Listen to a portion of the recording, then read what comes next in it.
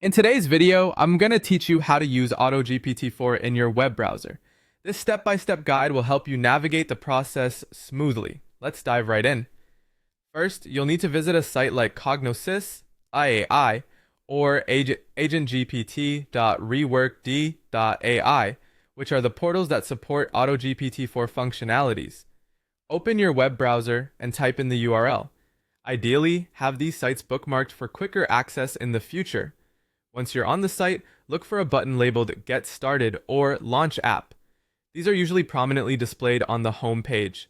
Clicking on this will guide you straight into the application interface. Next, you'll be required to sign in.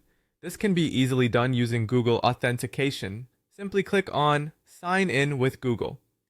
If you don't have a Google account or prefer not to use it, you can create a new account directly on the platform.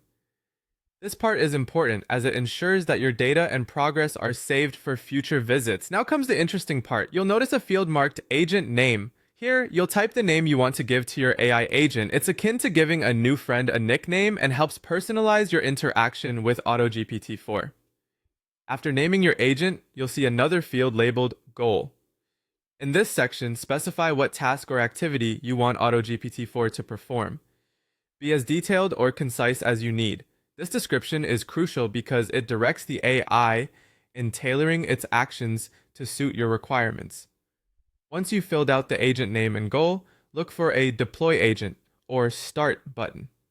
Clicking that will activate your newly configured AI agent. Sit back and relax as AutoGPT-4 begins to process your requests.